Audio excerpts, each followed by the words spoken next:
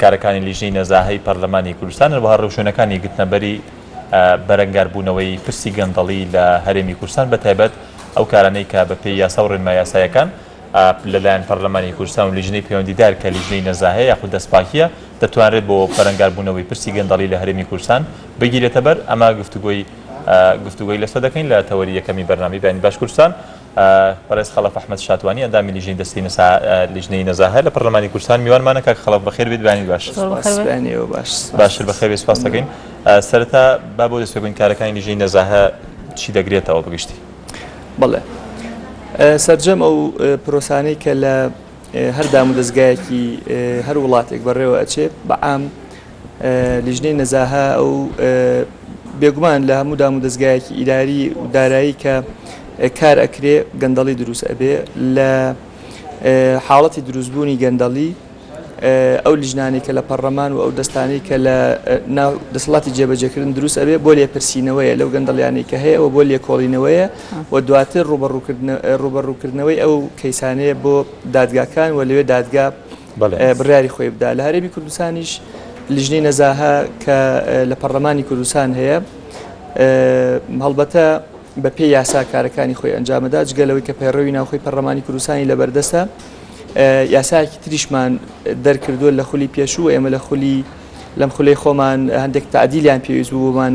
تەواوکردن بە پێی ئەو یاسایانەیە کە لە ناو پەرلەمان هەیە و لە ناو هەرێمی کوردستان هەیە و بە پێی پەیڕەوی ناوخۆی پەرلەمانی کوردستان و پێی یاسای دەستەی گشتی نەزاهە لە هەرێمی کوردستان کارەکان بەڕێوەچێت. ئەو مەلەفە گەندەڵیانەی کە هەیە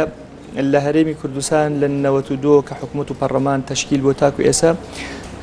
وەک پێویست نەمانتوانیوە ڕێچکەی یاسایی خۆی بۆ ڕوبەڕووبوونەی گەندەڵی بدۆزینەوە بۆ چۆکو پێویست نەتانتوانیوە. ئایا ڕێگری هەیە ئەگەر ڕێگریان کێن ئەوانەی کە ڕێگری لە لیژنەی نەزاهەکەن لە پەرلەمانی کوردستان بۆ ئەوەی بەدەوادا چۆن بۆ ئەو مەلەفانەی کە گەندەڵیە بیکەن؟ لە هەرێمی کوردستان هەموو پرۆسەکان تاکو ئێسەی کە هاتووە جگە لە 4 ساڵ کە ئەوەی کە پێوترێ لایەنی فەرمانڕەوە و ئۆپۆزیسیۆن دروست بوو لە ڕابردوو هەموو حکومداری هەرێمی کوردستان بە تەوافق بەڕێوە ڕۆژ لە دوای ئەوەی کە ئەو خولەی ئێمەش دەستی پێکەوە دیسان تەوافق هاتەوە ناو حکوومەت و حکوومەتی بنکەفراوانی بۆ دروست بوو. یعنی لە هەر حکوومەتێک کە ئۆپۆزیسیۆن و دەسەڵات هەبێ لەو حکوومەتەیە دەستبردن بۆ کەیسەکانی گەندەڵی ئاسانترە و ئاسانتر ئەتوانی بچنە ناو جونگەکانی ژیانی حکومداریەوە هەیە ڕێگرێتەوە. ئەو تەواوقە سیاسیە بە جۆرێک لە جۆرەکان تۆ بتەوێت چاکسازی بکەی پێویستی بە وەرەقەیەکی سیاسی هاوبەشیش هەیە و پێویستی بە تەوافقێکی تر هەیە بۆی بتوانی گەندەڵی بکەیت. ئەوەی لە ڕووی لیژنەکەی ئێوە زیاتر بۆ نمونە گەوردی بکەینەوە زیاتر بەدەچوونی بۆ دەکەن لە چ مەلەفێکە تا ئێستاگە دەبێتە؟ بەڵێ ئێمە بە تایبەت لە مەلەفی نیشتەجێبوون ئەوەی کۆمپانیاکان و دەستەیەوە بەرهێنان بە شێوازێکی گشتی ئەمانە لەو مەلەفانە بوون کە لەسەری سەرەوە بوون و دواتر بۆچی ئەمانە لەسەری سەرەوە بوون؟ ئایا گەندەڵی گەورەتر لە ڕابردوو حکوومەتی هەرێمی کوردستان بۆ تەشجیعکردنی کۆمپانیا بیانیەکان و کۆمپانیاکانی ناوخۆ و بۆ تەشجیعی ئەو وەبەرهێنانەی کە ئەیانەی لە هەرێمی کوردستان لە بواری ئاوادانکردنەوەیە ئیش بکەن یاسایەکیان دەرکرد لە پەرلەمانی کوردستان ئەو یاسایە زۆرترین مەجال ئەدا بەوە بەرهێن بە کۆمپانیاکانی دەرەوە.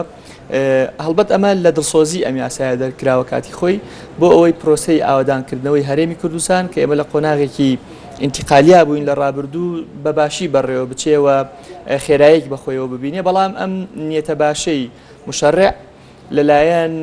وەبەرهێنەکان و لەلایەن شەریکەکانی ئاوادانکردنەوە چ بیانی چ ناوخۆ قۆزراوەتەوە بۆ ئەوەی کە گەندەڵی گەورەی تیا بکرێت و سیرەکەی لە یەک ئەقتاکە کراوە بۆ مەسەلەن دروستکردنی مەجموعەیەک شقەی نیشتەجێبوون قازانجەکە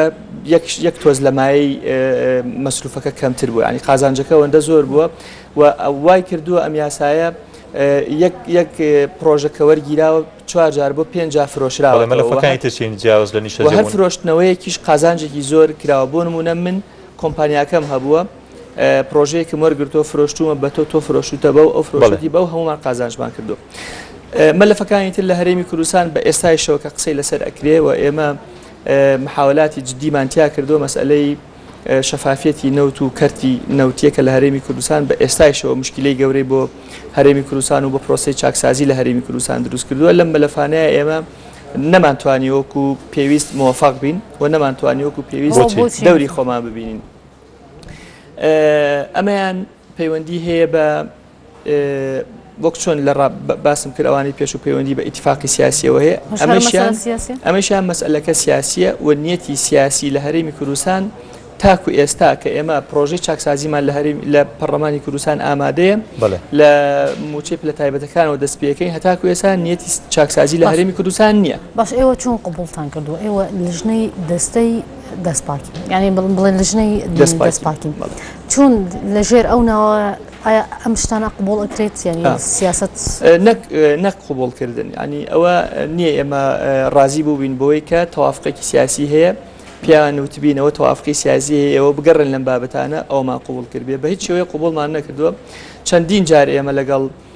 دەستەی نەزاهەمان بان کردوتە پەرلەمانی کوردستان لەگەڵیان دانیشی نەک جارێ زیاتر لە 10 جار هەم بەڕێوەبەری گشتی دەستەی نەزاهەوە هەم ستافەکەی هاتوونەتە ئەوێ ڕوونکردنیان داوە بە ئێمە لە سەرەتاوە مشکلەی قانونیانە بوو واتە هەندێک ڕێگری یاساییان بۆ ئەکرا یاساکەیان هێنایە لای ئێمە بە تعدیلەوە بەو نەوعی کە خۆیان ویستیان ئێمە لە لیژنەی نەزاهە لە پەرلەمانی کوردستان تعدیلەکەمان بۆ ئامادەکردن ڕێگری یاسایی نەماوە خوێندنەوەی یەکەم ئەمەد بۆ تاوکە بۆی ڕەبتی کەم بە پرسیارەکەی کاژیخانەوە وەک ئەوەی کە ئەوان ویستیان ئێمە تعدیلەکەمان بۆ ئامادەکردن خوێندنەوەی یەکەمان بۆ کرد بردمانە لیژنەی یاسایی و لیژنەی ئێمە خۆمان کۆبووینەوە بردمانە ناو هۆڵی پەرلەمان بۆ گفتوگۆکردن بەڵام دیسان مەسئلەی تەوافقە سیاسیەکە مشکلەی لە یەک بورگایە بۆ دروستکردین ئەویش چی بوو ئێماڵین دەستەی نەزاهە دەستەیەکی سەربەخۆیە وەسەر بە پەرلەمانی کوردستانە و سەرۆکەشی لایەن پەرلەمانی کوردستانەوە دیاری ئەکرێ بۆ لەبەرەوەی دەستەی نەزاهە بتوانێت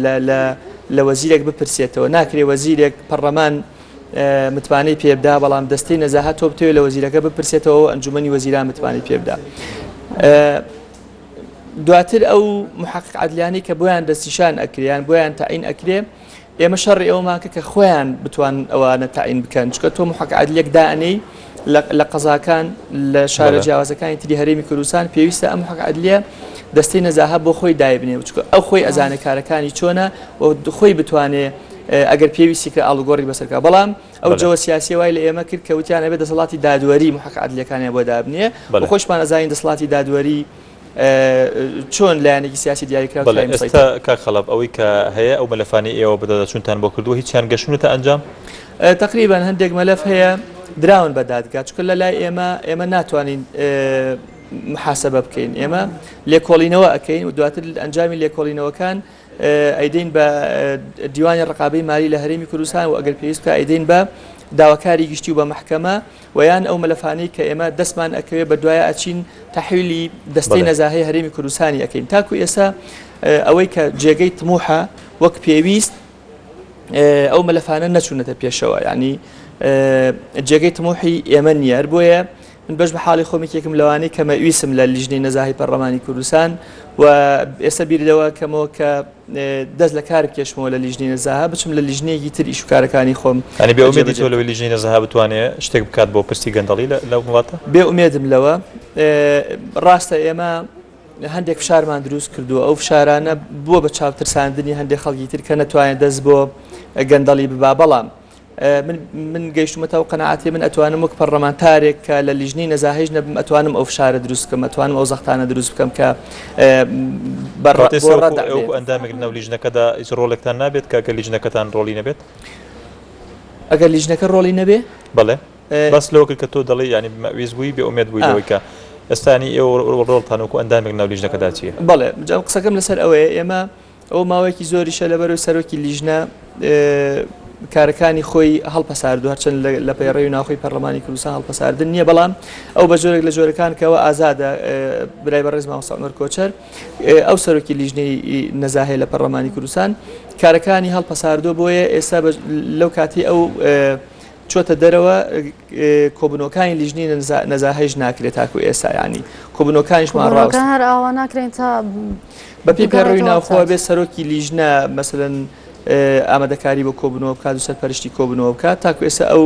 کە لە دەروەیە من نەمانتوانیەوە کۆبنەوە بکەین لە ڕابردوو کە کۆبوونەوەکانمان کرد باش بوو ینی کۆمەڵێ مەلەف هەیە بە دوایە ئەچوین معلوماتمان لەسەر کۆ کردەوە تەحویلی لایەنی پەیوەندیدار لە دەستەی نەزاهە و ڕقابەی مالی و داواکاری گشتیمان ئەکرد جموجوڵێکە و بەڵام ئێستا لەو کاتەوە جموجوڵانیش وەک پێویست نەماوە. کاکاڵف لە ئێستا هەرێمی کوردستان لە قەیرانێکی داراییە ئێوە کارێکتان کردووە یان مەلەفی وا هەیە کە ئێستا قەیرانە و گەندەڵی زیاتر بووە کەمتر بووە ینی زانیاریتان هەیە لەسەر گەندەڵیەکە زۆر بووە یان کەم بووە مەلەفی زۆر هاتووە بەردەستیەوە؟ بەڵێ مەلەفەکان زۆر زۆر لەیەک مەلەف و دوو مەلەف و دە مەلەف و پەنجا مەلەفیش نییە ئەمە جگەلەوەی هەندێک بابەتی تر هەیە مەلەفی بۆ ئامادە ناکرێ ینی معلومات لەسەری دەست ناکەوێت زانیاریت نادەنێ نازانی لەکوێ بدەی لە کام دەرگایە بۆ کۆکردنەوەی زانیاری ونن بۆ نمونە فرۆشتنی نەوت لە هەرێمی کوردستان ئەگەر ڕۆژانە 600 بۆ 650 هزار بەرمیلی ڕۆژانە نەوت بفرۆشرێ بەشی داهاتی هەرێمی کوردستان ئەکا بە خەرجی تەشغیلی و بە موچە و بودجێ هەرێمی کوردستانیشەوە ئێستا ئەو معلوماتی کە ئێمە هەمانە زیاتر لە 650 هزار بەرمیل ڕۆژانە نەوت ئەنێردرێ بەڵام لەلای ئێمەش ئەڵێن داهاتی نەوت لە هەڵک بانکە لە تورکیا مۆزیری دارایی چۆتە تورکیا ئەڵە 14 ملیۆن دۆلاری تایە ئێداهاتەکەی تر لەکوێ ئێستا معلوماتی تر پیا بووە کە زیاتر لە 15 بانکی تر هەیە ئەم داهاتی نەوتەی بۆ ئەچێ ینی ئێمەی پەرلەمانتار ینی سارەکانی خۆمان وەرنەگرتووە تا بتوانین بە ئاسانی هاتوچووی ناو هەرێمی کوردستان بکەین جەمە چۆن بگەمە بانکێک لە دەرەوەی وڵات و ئەوە بکەم ئەوە یەک دوو قۆڕخکاری لە مەجای داهاتەکانی نەوت و داهاتەکانی تری هەرێمی کوردستانێ بۆ نمونە بانکێ لە هەرێمی کوردستان تەنها بۆ تەحویلی پارەیەک کە پارەی نەوتەوە ئەگەڕێتەوە بۆ ئێرە یعنی لە مانگانە زیاتر لە 80 بۆ 90 ملیۆن دلار قازانجەکە لە هەرێمی کوردستان ئەسڵەن بانکێ لەم هەرێمی کوردستانە ئێستا قسە هەیە زیاتر لە 15 میلیارد دلار قەرزی داوە بە بانکە جیهانیەکان لە دەرەوەی هەرێمی کوردستان ینی ئەم مەلەفانە من چۆن بتوانم دەست ناتوان بۆ ڕێوشێنی یاسایی بگرنە بەر ئەوەی بۆ نمونە لەم چەند ڕۆژەدا پێما بێسەرۆکی لیژنەی سامانە سەرچاوە سروشتەکان بوو لە ڕێگەی ئەوە سکاڵایەک داواکاریگەشی سکاڵایەکی دژی وەزیری سامانە سروشتەکان تۆمار کردووە ناتوانێت هاوشێوەی ئەوە ینی بڵێ شوێنی یاسایی بگرێت ئێستا تەمان یاداشمان داوە بۆ بانگێشتکردنی وەزیری سامانە سروشتەکان و وەزیری دارایش دوێنێ لە کۆبوونەوەی پەرلەمان بووین بەردە دەستپێکردنی بابەتەکەی خۆمان قسەمان لەسەر ئەوە کە من یەکێکم لەو پەرلەمانتارانەی کە پرسیارم لە بەڕێز سەرۆکی پەرلەمان کرد وتمان ئێمە لەگەڵ ئەوەین هەموو ئەو مەلەفانەی کە پەیوەندی بۆ قەیرانانەوە هەیە لە هەرێمی کوردستان کە ئێستا هەیە بەجددی ئیش لەسەر ئەو بابەتانە بکەین و ئەو یاداشانەی کە داومانە بۆ بانگێشتکردنی ئەو دوو وەزیرە بەڕێزە ئایا ڕاستە ئەڵێن بەڕێز سەرۆکی حکوومەت ڕێگری کردووە لە ناردنی وەزیرەکان بۆ پەرلەمانی کوردستان چکە لە ڕابردوو ئەم ڕێنمایە نەبووە لە ئەنجومەنی وەزیران کە پێویستی بە ڕەزامەندی سەرۆکی حکوومەت هەبێ بێتە ناو پەرلەمان ئێستا ئەم ڕێنمایە دەرکراوە وتی بە ڕسمی جوابیانە داوینەتەوە ئێمە هەمومان متابعی جۆرێک لە حەسانەی سیاسی نییە بێگومان حەسانەی سیاسیە چاوەڕێکین لەم هەفتەی داهاتوە کە دێتە پێشەوە چکە بە پێی پێڕێوی ناوخۆش ئێمە ئەوان مدەیەکیان لە بەردەستە تا ئەو مدە تەواو نەبێ ئێمە ناتوانین بە مادەیەکی تر ئەو وەزیرە بانگێشت بکەینەوە ئێمە دڵنیاتانەکەم و خەڵکی کوردستانیش دڵنیاکەم ئەوەی لە ئەستۆی پەرلەمانتار و ئێمە بێەوە هەموو لیژنەکە هەموو پەرلەمان ئێمە ئەیکەین بەڵام ناکرێت من لە بەرنامێکی ئاوەهایە ئەو ڕێگریانەی کە هەیە نەیخەمە ڕوو چکە سبەی من ئەچمەوە بەردەم خەڵک ینی من خەڵک دەنگی پێداوین ئێمە و